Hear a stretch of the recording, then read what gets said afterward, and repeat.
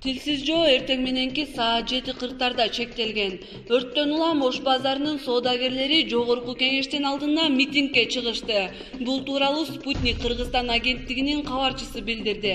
Эскерте кетсек, 13 апрелге караган түнү Киев менен Кулуев көчөлөрүнө жакын жерде жайгашкан Берекет базарында өрт чыгып, товарлар күйүп кеткен. Буга чейин өзгөчө кырдаалдар министринин орун басары Калыс Ахматов кырсык атайлап жасалганын маалымдаган. Ал эми Бишкек милициясы өрт фактысы боюнча кылмыш ишин козгоду.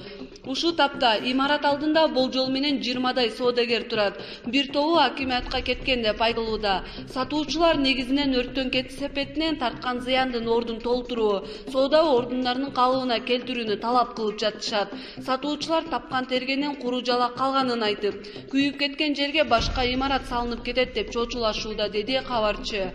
Митингчилерге жогорку кеңештин депутаты Жанар Акаев чыгып көйгөйүн укту.